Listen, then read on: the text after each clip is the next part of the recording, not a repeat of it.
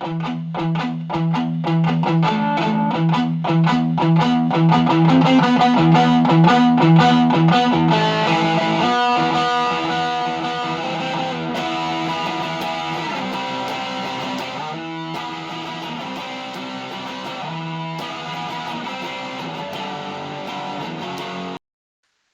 everyone to another episode of Fantasy Knuckleballers. It's myself, Aaron, and I got my faithful colleague Rich here today. Hey guys. All right, we're doing some waiver wires, some pitchers to start pitchers, and some streaming pitchers. Do a little DFS and do some waiver wires today for our show.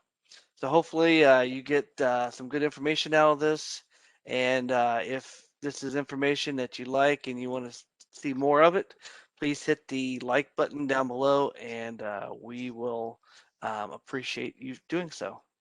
Hey, one question, Aaron. Did you see that Jim Steinman died? Do you know who that is? No, I do not. Okay. He wrote such songs as Total Eclipse of the Heart, Making Love Out of Nothing at All by Air Supply. And he also wrote most of Meatloaf's big hits, Paradise by the Dashboard Light. Oh, wow. And then he wrote almost the entire album. And then just looking back at all the songs, he also wrote a Celine Dion that was a huge hit. But he passed away, and I don't know.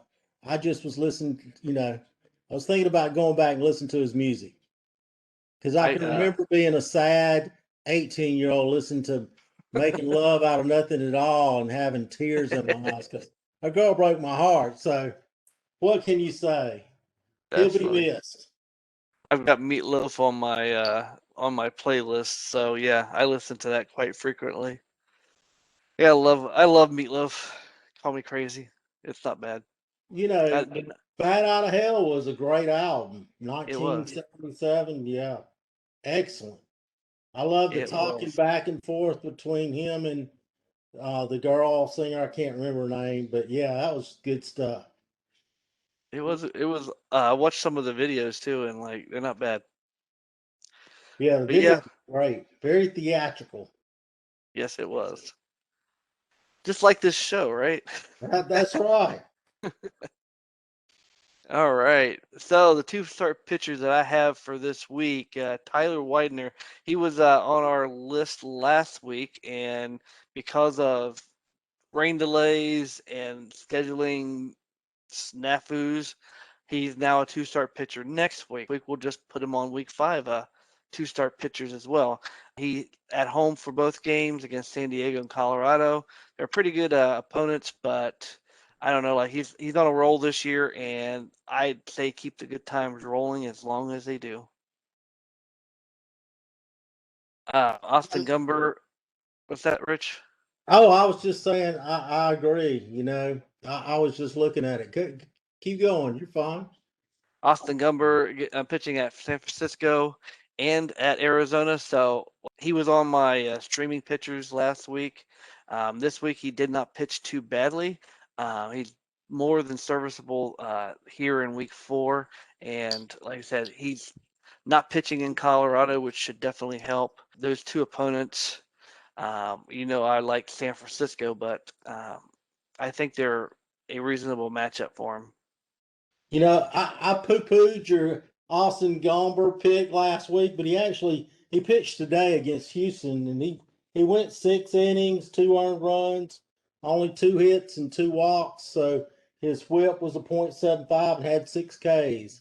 I don't think he got the win because Colorado gave up some runs late, but he pitched really well. And I think Yeah, this week, I'm gonna go ahead and jump out. He's on my list as well. He's at San Francisco and then at Arizona. And one of the things I'll look at is how good of a hitting team are those teams. But we kind of know that both of them are more pitcher parks than hitter parks. And looking at it, San Francisco's offense is a real lefty heavy. He's a lefty. And then just from an OPS standpoint, they're ninth. Arizona's eighth out of 15 teams, so they're right in the middle of the road. I like him. If you look at his entire career, he's really not a bad pitcher. He has 19 total starts now. I think his ERA is less than 3.8. It's around 3.75, and his WHIP is right around 1.4. But most of that coming back from 2018. He was a good pitcher last year, and he's already made 4 starts this year, and he's pitched really well. If you look at it, I think he's 21 innings, 3.37 ERA, 1.26 WHIP. If you just look at his starts on the road, which both these starts are on the road, right now he has 12.3 innings on the road, a 1.05 WHIP, 12 strikeouts, and an ERA that's low. So Austin Gomber, I'm 100% with you. I don't from an NL standpoint, he's a guy that I'm looking at possibly hanging on and starting him when he's not in Colorado, or if the weather's still really, really cold, I might take a shot on him. But he's a guy that I'm especially looking at for this week because I think he's going to give you 10, 11 innings. He's going to give you 9 to 11 strikeouts and has a really good chance to pick up a win between San Francisco and Arizona. Yeah, I'm totally there. Gumbar, like I like him. That's one thing about him though. I don't know whether I like him long term. I will definitely ride him now, ride him while he's hot. But I might be if he proves to be a trade chip, I might be trading him when it starts getting warmer. I don't know. It just Colorado pitchers makes me skittish, and yeah, I don't hold on to Colorado pitchers for very long. But like I said, he's been pitching really well. And I got another Colorado pitcher here on my two-start pitchers, John Gray. And I have a lot more. This is weird, like me bringing up a lot of Colorado pitchers, but uh, Gray has been pitching pretty lights out this year. He pitched yesterday against Houston, gave up 1 run. He did walk 4 batters, which is not a good recipe in Colorado, but he has 6 strikeouts and only gave up 3 hits. Um, if he can continue that, and especially on the road in those same two ballparks, I like him. I wouldn't be surprised if he got 2 wins next week. He's looked really good, and he looks like he's becoming the player that everybody kind of thought he was going to be. A really good pitcher. Unfortunately, he's going to be a free agent after this year, and he'll probably be a good pitcher for somebody else. But that threesome Yeah, at the top with Marquez and Gomber and Gray, that they're really not a bad three when you're looking at starting rotations. I think they kind of get overlooked just because of where they play. John Gray would actually be somebody I would look to target. I know it sounds like I'm, you know, contradicting myself, but I do think John Gray is a target to be traded here in the summer.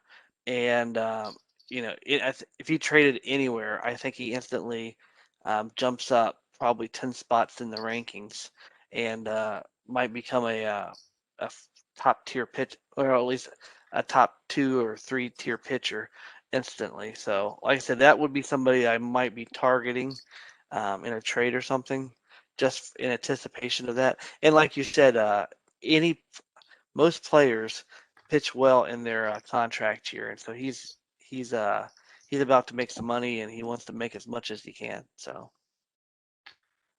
Spencer Turnbull, he's another guy that I have on my list here.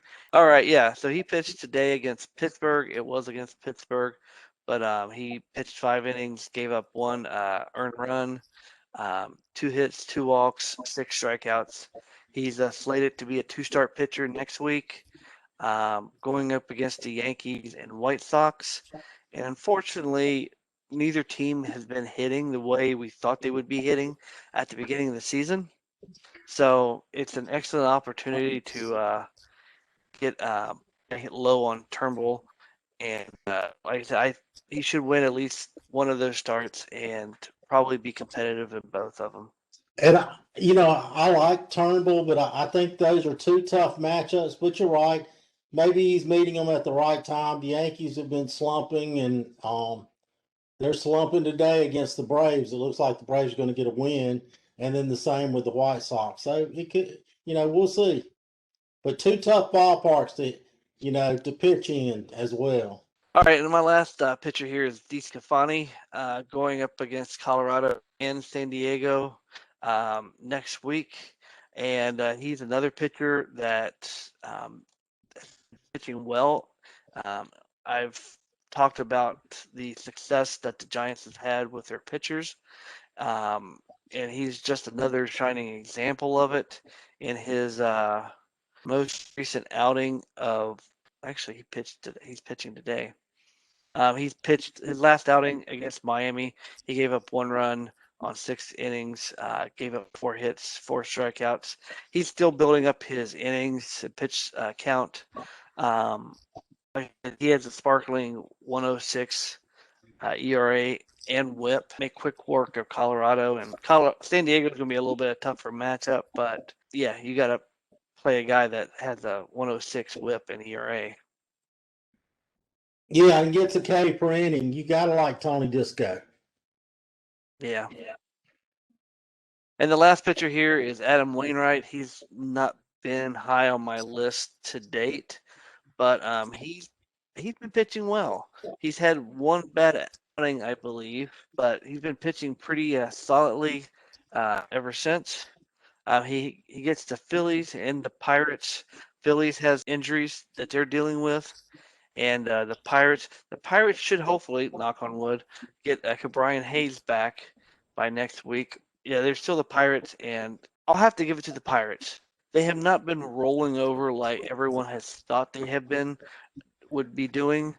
They've been actually winning some games. They've been scoring some runs, so they haven't been total pushover like everybody thought they were going to do at the beginning of the year.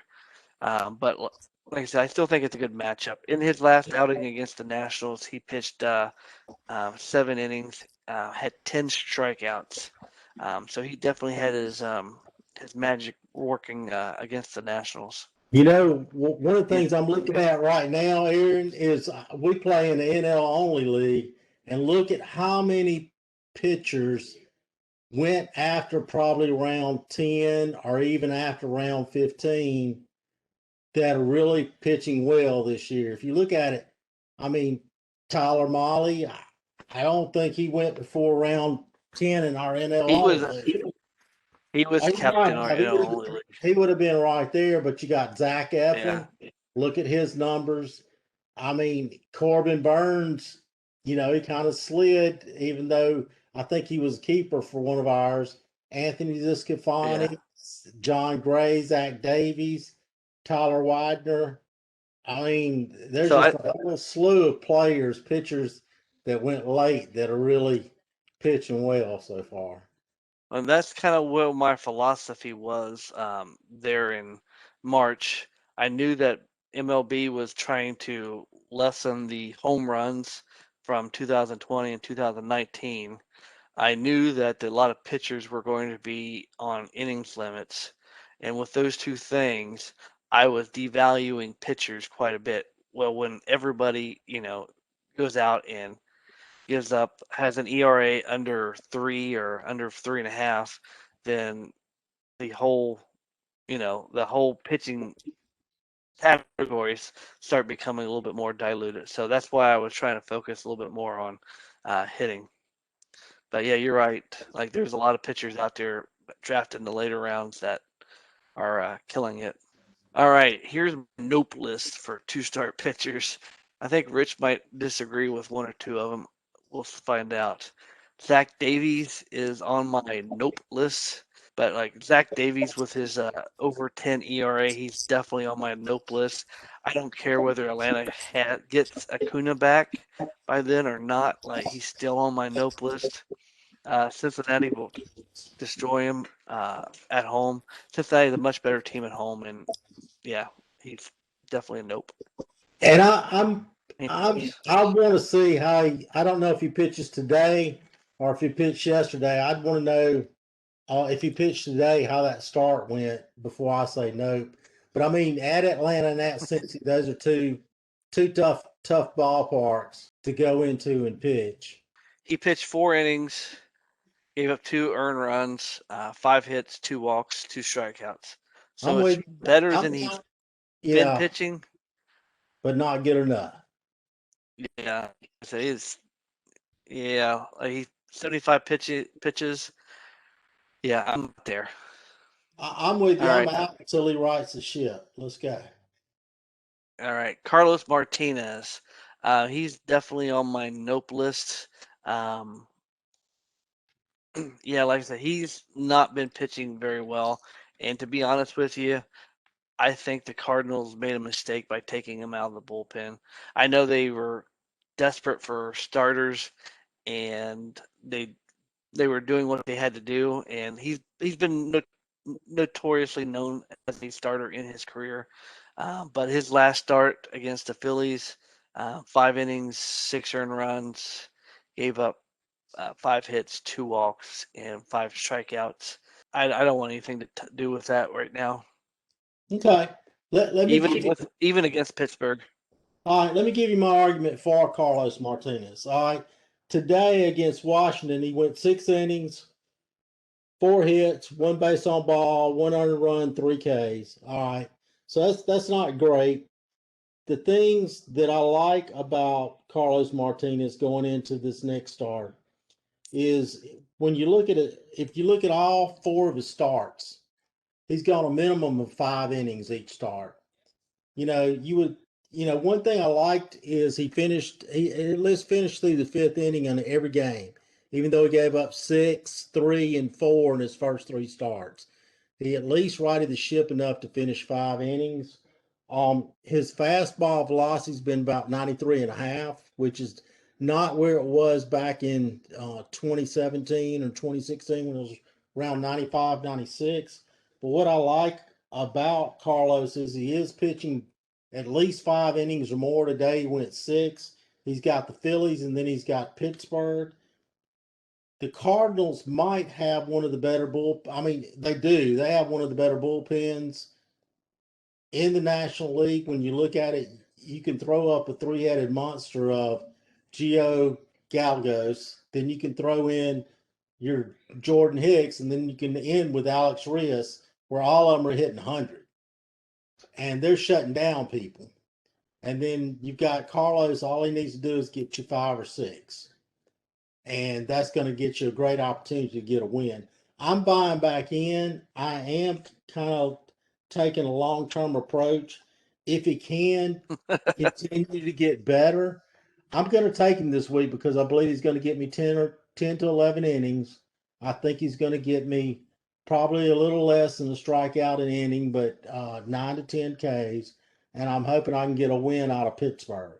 So that's my reason for taking him this week. You've got to, if you look at his history, it's almost 900 innings pitched with a 3.58 ERA, almost a K per inning. The fastball's still good, though not as good as it used to be.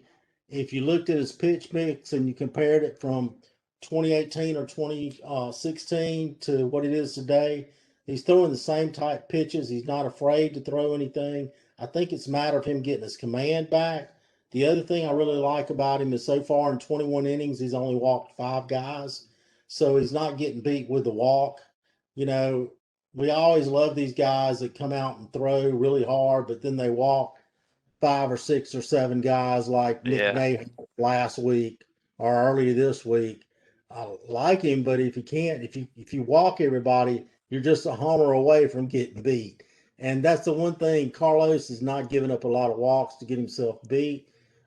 He is giving up a little bit on the home run ball, but his pitch is the same.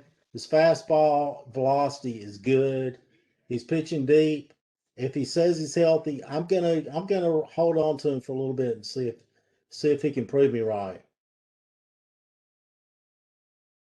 All right.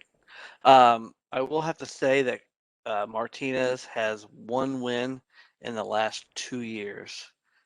Granted, both of those seasons have been short, so you're not talking about a long span. But he had 1 win last year, and he's winless on the year this year. He So might have got a win if he today. did get a I'm not win sure. this, Yeah. I didn't it look to wasn't see Mark. one game, but I would think he would have a good shot. He pitched against All right, Washington. I stand corrected. Yeah, 6 innings, 4 hits, 1 walk, 9 strikeouts, and Still got the loss. that was a Juan Soto. Yeah, he did still get the loss.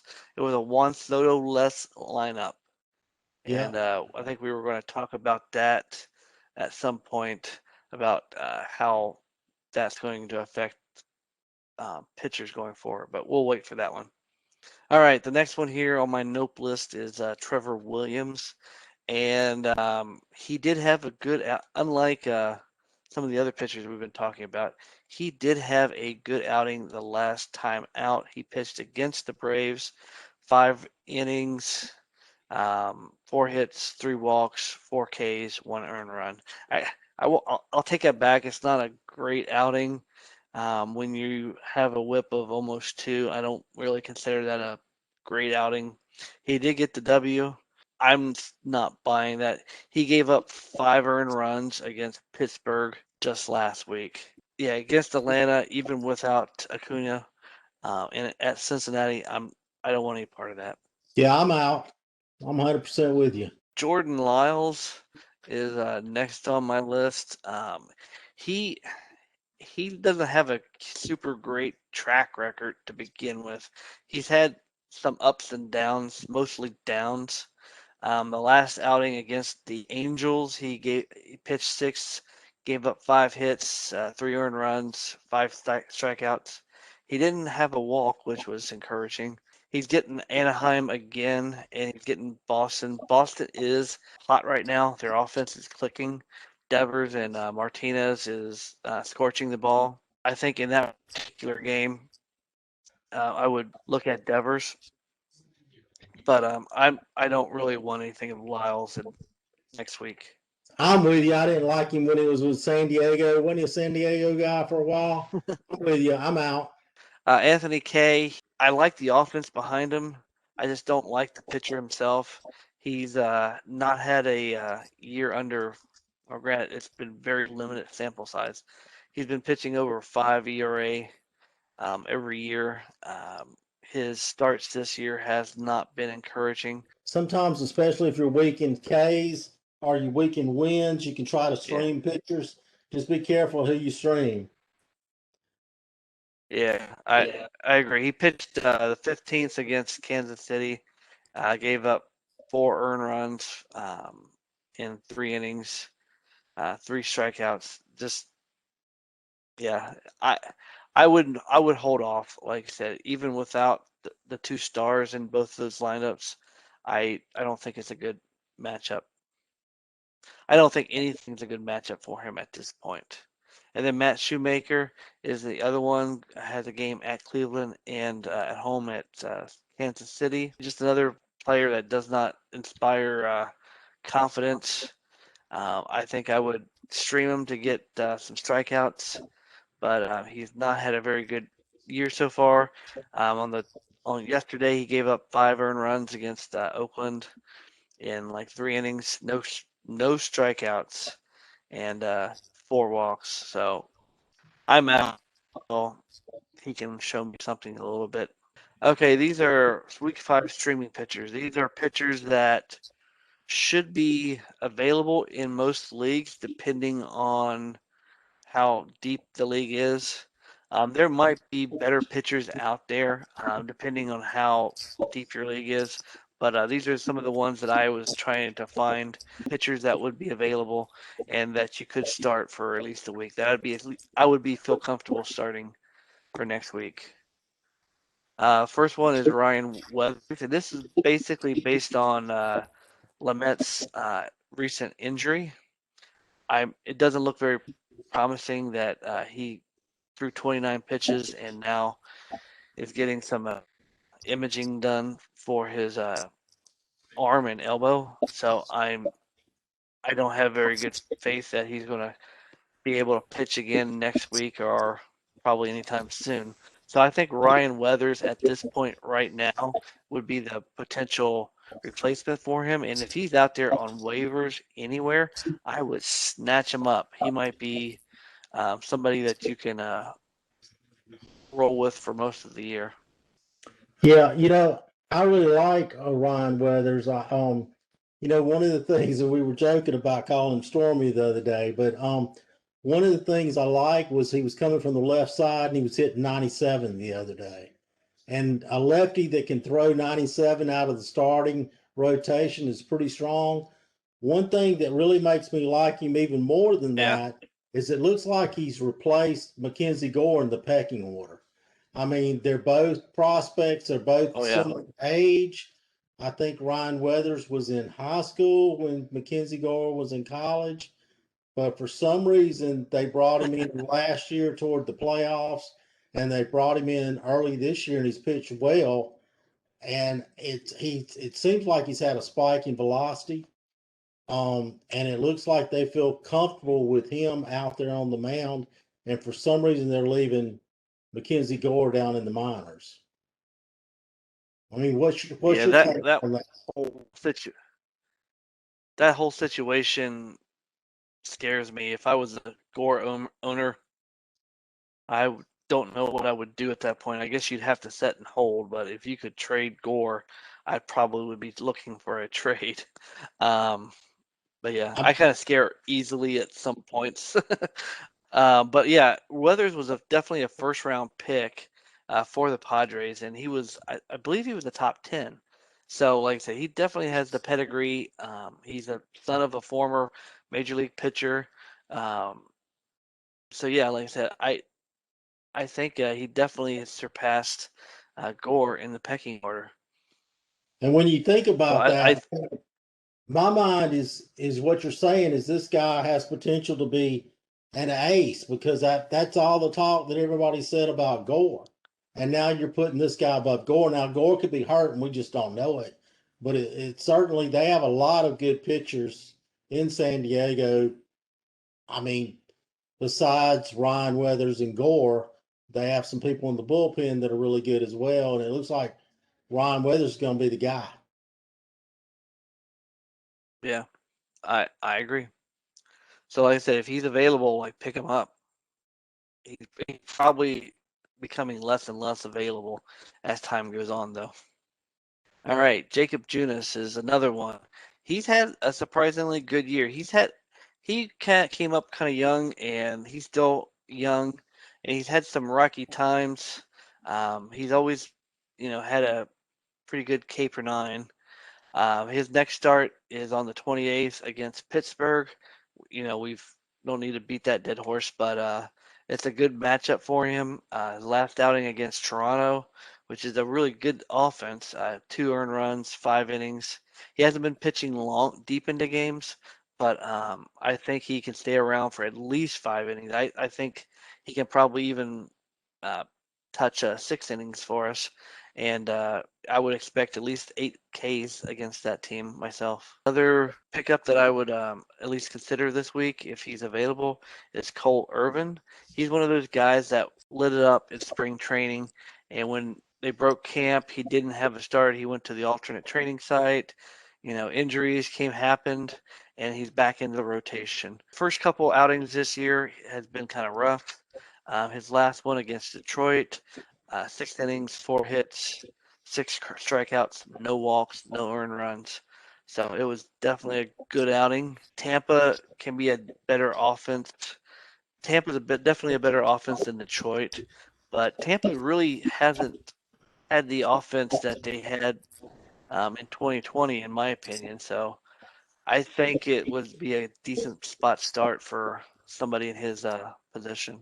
Yeah, I just wanted to add one thing about streaming pictures. I mean, we both are used to streaming pictures, whether in mixed league or in NL only league. One of the things I like to do, and a lot of websites that tell you who's going to be the upcoming two-start pitcher.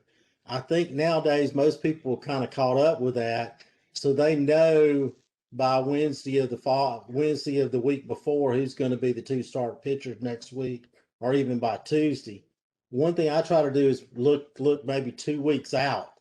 So if you start looking at those guys that are going to have a start for next week on a Wednesday, they're going to potentially be a two-start pitcher come 2 weeks from now.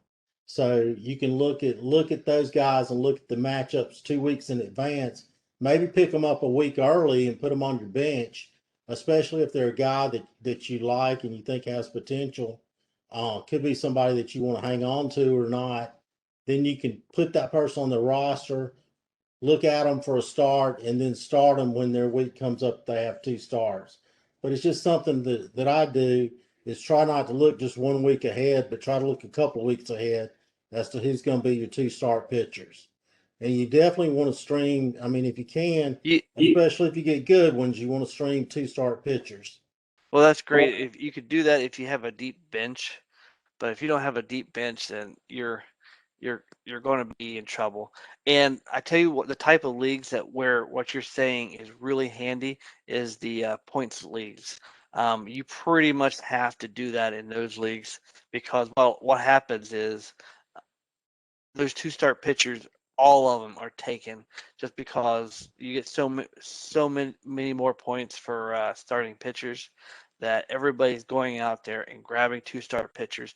Everybody on my nope list is taken in most points leagues. So like what you have to do if you're falling behind there is look 2 weeks out, get those players that are going to be two start pitchers the following week and just get a jump on everybody. I know I've done that because I've been in those points leagues, and Monday after the first game, everybody's going out and dropping pitchers and picking up two-star pitchers. So if you get a jump on that, that usually helps you. All right, Casey Mays, he's projected to start the 29th. Keep in mind that all these starts are subjected to scheduling. If there could, it's still snowing out here in a lot of the country, so I know the Indians games got canceled today. So um, these are all subject to change. So he's got to start at the White Sox. He's been pitching well so far this year. He is the number one overall pick, and he's been pitching. He's been pitching at like one, with the exception of his last start against Oakland, where he gave up 5 runs. His other two starts were really impressive. He has an ERA of a 3.4 and 1.25 WHIP. That will definitely play. He has a K/9 of under 9. So I would like for him to get a few more strikeouts, but I'm not going to nitpick. I do like the White Sox offense, but I think I would chance playing him next week against the White Sox. Josh Fleming, Tampa. He's a rookie pitcher that they just brought up here recently. He has a pretty good pedigree. They've keeping him on a short leash, but he pitched 5 innings. His only 2 starts, gave up 1 run or less in both of those starts. He's got really good numbers. He has his K/9 is not very high. He doesn't strike out a ton of people, but as far as his WHIP and ERA, like they're solid. Houston isn't the offensive juggernaut as they were a couple years ago, and I'd be comfortable starting Fleming next week. All right, Rich's sneaky waiver picks. Tell us about him, Rich. We've already talked about Austin Gomer before. He's got two starts coming up. He's got an ERA in the threes, low threes right now. If you look at his career, it's 3.79. He's got two starts out of Colorado, so he's going to be pitching in San Francisco and Arizona. I think he's a good streaming option for mixed leagues as well as NL only leagues. I have him in an NL only league, and I'm kind of excited. I feel like I'm going to get 10, 11 innings, and I'm going to get 9 or 10 Ks and a potential win with Austin. He's somebody I'm just going to continue watching because he pitched well last year for St. Louis, and he was kind of one of those guys that I wanted to watch. He kind of reminds me of a left-handed Zach Davies or somebody that really doesn't have that exciting stuff, but he gets the job done every week. I don't know who else fills that role, but he's one of those guys. He just seems to he competes, he keeps the team in the game kind of guy. And so far, he's done a good job. So he's one of my guys. My second guy is Carlos Martinez, and I know we talked about it early, but he had a great start today at Washington. 6 innings, 1 earned run. Even though he's got off to kind of a rocky start, if you looked at it prior to today, I think he had 15 innings and something like 13 earned runs. The one thing that I like about all his starts so far this year is he's gone at least 5 innings. He's never had to been pulled in the middle of an inning and let another pitcher come in and finish his mess. He's always seemed to finish his mess. And then today he went out he was off a good chunk of 2019. He was off a good chunk of 2020. So this guy hasn't pitched in a couple of years. So I'm excited to see that today he went 6 strong. Didn't get the win, but he only gave up 1 earned run. If you look at it, one of the things I really still like about it is he's not walking anybody. He's given up 5 walks in 21 innings. If you look at his whip and take the ERA out, it's 1.238 whip after 21 innings and 4 starts. You would take that if you had a streaming pitcher that had that stat going into a game. And if you look at his track record, a 3.58 ERA, almost 900 innings pitched, almost 900 Ks. His fastball velocity is still good. It's 93.5, not quite that 96, 95, 96 that it was back in his elite days. But I think he still can be a good pitcher. One of the things the Cardinals have is great defense. You got Arenado, you got DeYoung, you've got Edmund at second, you got Goldsmith at first, you've got Hader, Bader in center field. Um, it's a team that prides itself on defense, and they have a great bullpen. If he can get through 5 or 6, and they've got a 1 run lead, they're a team that's going to close the job. I like him as a streaming option. I'm not sure if I would keep him long term, but I definitely like him as a streaming option. I'm gonna take a chance this week on Carlos Martinez. I will say one thing about this. I know I said he was on my nope list and everything else. I know a lot of other sites may try to get one concise message. I think it's important that if I may not have all the answers, and Rich may not have all the answers, but Oh, I think it's important for the listeners to hear both sides of the argument and then decide on their own. So that's what we try to do. So I don't. If Rich is high on Martinez and I'm not, we'll tell you why, and then you can make your own decision. So oh, I think absolutely. that's I wanted to explain that to the listeners. Yeah. Yeah, no, I totally agree. All Make right. make your own mind up. Another guy that All Justin right. Turner, Next one, Austin Slater. yeah, and I got this one from Justin, who's not here today, but Austin Slater, outfield San Francisco. He was not on my radar at all. And then I did a deep dive into him. He is taking over the majority of the playing time in center field. He is a lefty. He's batting, taking all the at bats against right-handers. Mauricio Dubon Dubon is actually the Yeah. outfielder that's in center field that was scheduled to be there. Right now, he's only taking the at bats against left-handers. So Austin has about a 2/3, 3/4 split right now. Last week he got 20 ABs. Um, when I did a deep dive into looking at him, he's only 28 years old, but a couple things stood out for me. He's had 619 at bats. In those 619 at bats, you'd say that's a pretty good season. He's had 79 runs, 16 homers, 73 RBIs, and 18 steals with only one caught stealing. The other thing I really liked about him was he's a 344 on base guy. And if you can have a bench guy or a guy that's a part-time starter that has an on base percentage above 330, that's a good player. I like his speed combo.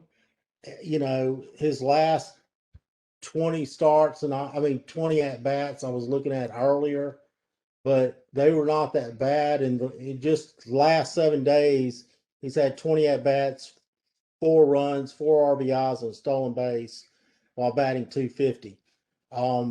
If you're in an NL only league and you're struggling at outfield because there's just not that many to go around, and most of us play you either have four or you have five outfielders.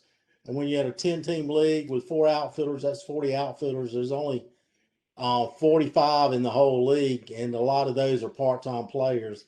You got to look at which part-time players can help you, and he's kind of a guy that sneaky can help you because of the stolen bases, and he's not a complete zero with power. He's somebody that Justin kind of, you know, made me take a look at, and after looking at him, I'm not saying he's somebody that um I would have gone out of my way to pick, but if I'm looking at the waiver wire and he's there and I'm needing an outfielder or I'm needing help with stolen bases, he's definitely a guy that I'm going to look at.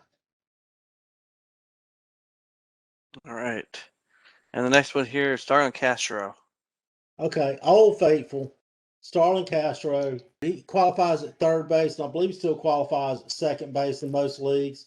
What I like about Starlin, Yeah. he's not going to help you in stolen bases, but he's a 280 plus hitter if you look at his career. He's got 20 homer pop, and I think that's growing. I like him if you can get him, and he's pretty cheap. He's also somebody in mixed league that you can plug and play, and he's going to get you a good number in the counting stats, which is where a lot of times you get hurt. He's going to get you a good number of runs, good number of RBIs, and a good number of home runs with a solid batting average. I just thought I'd throw him in there as a good bench play or as a good guy that gives you middle infield and corner outfield. I mean, middle infield and corner infield eligibility. All right. Next we have my super deep waivers, and like I said, these are guys that should be available in most leagues. And I do have a repeat from last week. Adolis Garcia, the outfielder for Texas. He's a rookie. He's been playing well, I think, since I brought him up last week. He's had a couple home runs. He's had a few multi-hit games. Like I said, his overall numbers are not eye-popping, but I think they're coming around. And like I said, he's a little older for a rookie, being 28. But if you're needing some outfield help, I definitely like him. JB I Dukakis, the reliever for Arizona, he just got called up this week. You know, Crichton has kind of solidified himself as the closer, sort of. He has a really strong fastball. He can pitch triple digits, and he was a very sneaky pick to start the year as the closer for Arizona. Granted, he didn't get that, and I think Joakim Soria was coming back this week if he hasn't came back already. He did still get called up. Last night was his first major league appearance. It was in a monsoon in Cincinnati. It was pouring down rain, and it was really cold. But he did pitch 1/3 of an inning, got an out, and he ended up getting the win out of the deal. So that's not bad for your first big league appearance. If you need saves, like he may not be a bad person to stash on your bench. Soria hasn't been dominating. He's been injured more often than not. Crichton has given up quite a few runs, and he doesn't really have what they call closer stuff. I would target him if you have the ability to stash him. Billy McKinney, another outfielder. He's taken a spot for Yelich while he's on the IL. He's nothing flashy. He's been putting up solid numbers though in playing time that he's been getting. So, like I say, if you need a uh, outfielder to cover for an Acuna or somebody like that that's went on the DL, Billy McKinnon might not be a bad pickup for you. Jordan Luplow, an outfielder for Cleveland. I'm a little bit more excited about him. He has a 267 average, 5 home runs on the year, no stolen bases, but he has 11 RBIs. He's striking out 30% of the time. He's also walking about 25% of the time. So he has a pretty good on base percentage. They're using him here recently a lot more. He's getting a lot more playing time, and he's been producing. So as long as he keeps producing, I look forward to him getting more and more playing time. So that might be somebody to keep an eye on as well. Drew Waters, Rich mentioned him last week with Christian Pache going on the IL, and now Acuna's hurt. Atlanta's kind of desperate for outfielders, and I know they've been hesitant about bringing up Waters. Rich, you may have a narrative to say about this one. Like I said, if you have the ability to stash somebody, Drew Waters might not be a bad person to stash. Yeah, the only thing I have to add on that is it seems like the Braves are reluctant to bring him up.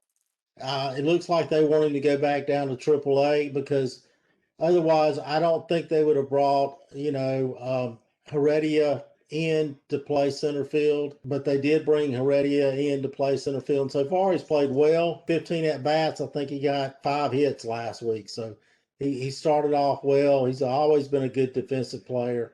It looks like they're going to go that route at least until Acuna gets back, and then they're hoping to get Ender or Inciarte back. And maybe we'll see Drew Waters later in the year, June or July All-Star break. I almost think that major league clubs are not wanting to bring up players right at that Super 2 mark, and that they want to wait a little bit longer so it's not ever so And, obvious that what they're doing. and that's a good So, point. like, I wouldn't be surprised. If they I wait a wouldn't be month, surprised if May 1st rolls around. If May 1st rolls around and then all these guys gets brought up. But last year, that's all they just got brought up. Like it seemed nonstop. Like every other day, there was a new name being brought up from the minors. So, like I said, there's going to be a point in the season where all these guys are going to be brought up if they're ready, or if they even seem like they're ready. yeah, he's a guy that you would think that they Right. would bring up. So you make a good point there. They could be just waiting to make sure. All right, Diaz, second base for Houston, filling in for Jose Altuve, and while he's on the injured list, he's not been playing too badly. He's hitting 257, a home run, 6 RBIs in 35 at bats. I think he's got a 4 game hitting streak going on. Nothing major, but he's starting to get a little bit more comfortable at the plate to the veteran. So if you need middle infield help, strictly while Tuve is on the IL, Diaz is not a bad option. He'll probably get some more playing time even after Altuve comes back, but I like Diaz. And then Brad Miller, he's filling in for the Phillies. They have their middle infield hurting with Segura and Gregorius. And Brad Miller is the type of player. He had a spark, it seemed like, last year in St. Louis. He hit a 3-run home run the other day. Like I said, he could be a sneaky source of power. And if you need middle infield help, and like I said, if one of those two are going to be out for an extended period of time, might not be a bad play there in Philly. There's another person I did not put on this list, Mayton in Philadelphia. He's a rookie. Not a lot of people have him on their team. He's been playing a lot more since both Gregorius and uh, Segura is on the IL. But that's another guy to look for. Maintenance, see, monitor him, see how well he does, and if it looks like he start playing well, I'd pick him up. But keep in mind that he does have a 256 career batting average in the minors, so should temper your expectations a little bit with him. And we talked about these rookies that are getting ready to come up. Kelnick and Gilbert for Seattle, the outfielder and pitcher. If you have the roster spot, if you have plenty of roster spot and you're not hurting for by with all these injuries, I would, and Kelnick and Gilbert was on the waivers. I would pick both of them up in a heartbeat. And granted, like your situation might not allow you to do that, but if you have the room, if you have the spots, I'd go ahead and pick them up. Like they're going to be a difference maker in the second half. All right. Anything else to add? Oh no, I was just going to throw in if you're looking for if you get to that point to where you having to start a part-time player because maybe all your third basemen are injured and there's not a good one to pick up. The couple things to look at for me is I always look at who has the potential to either hit me bombs or get me stolen bases. So I'm going to look for those guys that are really fast, like a Tim LaCastro who just went on the DL, but who can sneak me in a steal or two each week, or Raman Quinn who it's not a good hitter, but he can steal you a bag or two a week, or somebody like you mentioned, Brad Miller, because Brad Miller has a 30 home run season in his past, and he's a guy that even Yeah. started part time. I think it was 2019. He really helped your team. So, um, there are those sneaky guys, but when I'm looking at that, I'm staying away from the guys that are five homer guys with three steals or seven steals. Just you better off with a part time guy that's going to get you a bomb every so often. Yeah, like I said, I'm totally behind that. One of the guys that I mentioned last week, Mickey Moniak, the center fielder for the Phillies, he did just hit his first bomb today, and he got a couple hits.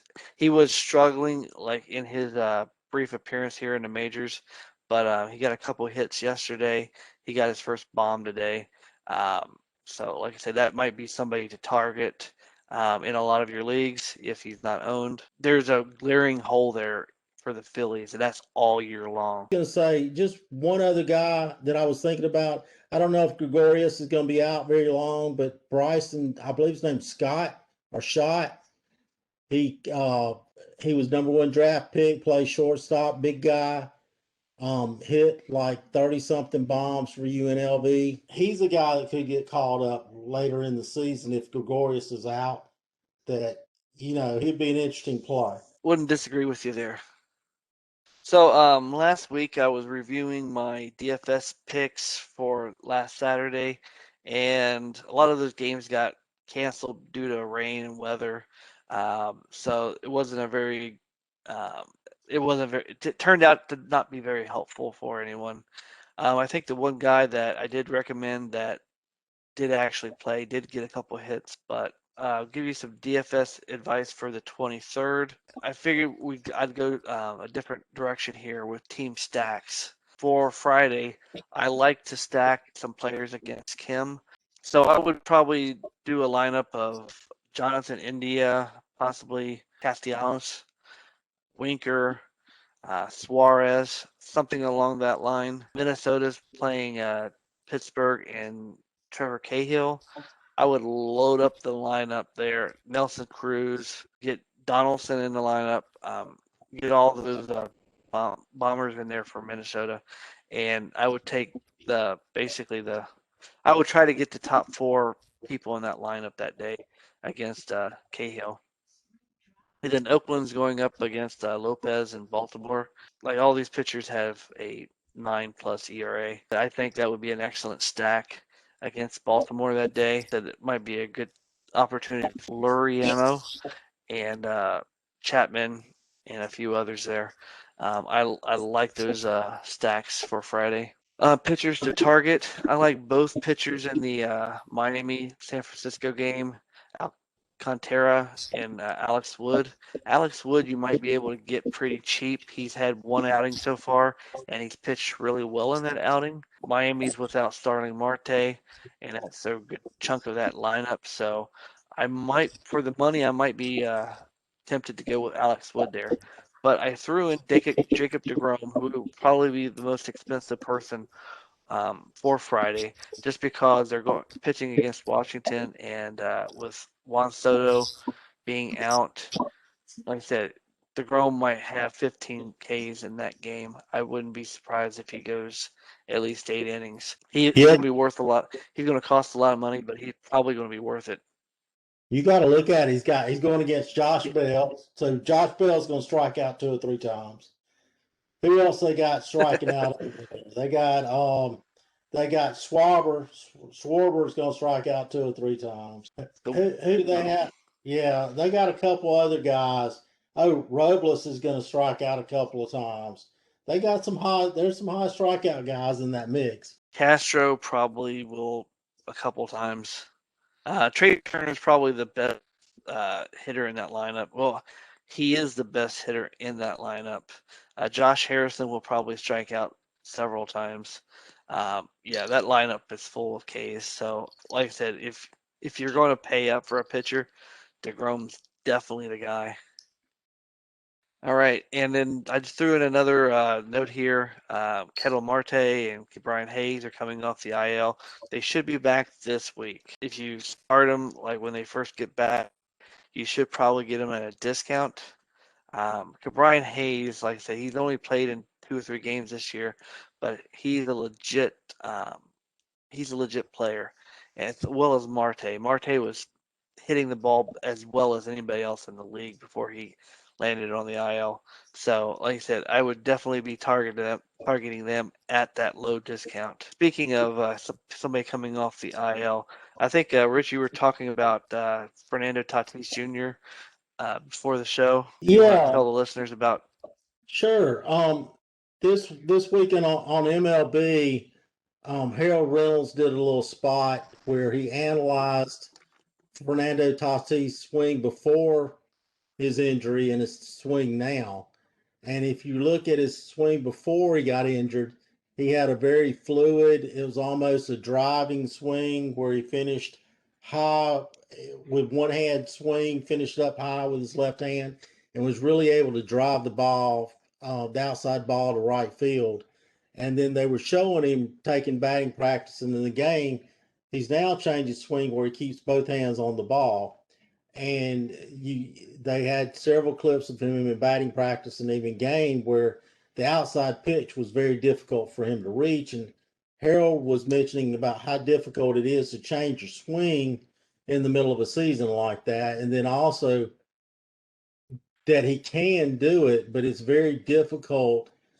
It's going to be difficult for him to be able to drive the ball to right field after not swinging like that for so long.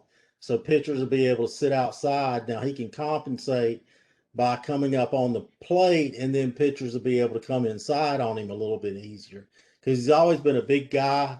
Even though we don't think of him as a big guy, he's a big, long guy with full extension, and he's really able to whip the bat around. Now with two hands, he has to keep the bat on there, and there are people that are real successful. Mike Trout's a two-handed batter, and he's the best player in the game. But if I own Fernando Tatis right now, and I'm just playing for 1 year, this year only, I'm looking to trade him and try to get 85% or 80% of value because I believe it's definitely going to affect his power, especially his power to the opposite field. And then you got to wonder if that's going to cause him not to run as much. And then you also have to consider once you hurt that shoulder swinging a bat, at any time he could pop that shoulder out by swinging that bat because he's swinging that bat several times a game, well over 100 miles per hour. So it's a very violent swing. If I'm looking at Fernando Tatis, I'm looking at trying to dump him off to somebody else because I worry about how this injury is going to affect him this year, and I think it's definitely going to affect him this year. Yeah, like I But said, I never thought about that, and they've always said that you pop your shoulder out once, and it's much easier to do it again. So it's he may not do it again this year, but I'm sure that thought will be in the back of his head the entire year, right, and until he gets more comfortable back in that box, it's going to be in his head. So I don't know how that's going to affect him on the field. But yeah, I would try not to sell him at a discount. If you can get dollar per dollar for him, I would definitely do that. you Keeper know, league, yeah, you might not want to do that. you might want to hang on to him in a keeper league, but What's that? one of the things I had a quote from Pedro Martinez, and what he did before every start was watch batting practice for the other team, and then it was showing a clip of Fernando Tatis in batting practice, and all he was doing on the outside pitch was popping them straight up. And we're not talking about a 90-mile fastball. We're talking about 65, 70-mile-an-hour batting practice ball. He couldn't get it and it stand out on that outside pitch to drive it with any kind of authority. So it was an interesting clip, something I never thought about, but it was real informative. All right, thank you for listening. You can email us at mvp@fantasyknuckleballers.com, Twitter at fknuckleballers, or visit our website at fantasyknuckleballers.com. Thanks everyone, and like I said, don't forget to hit the like button and check us out for next week for our next podcast.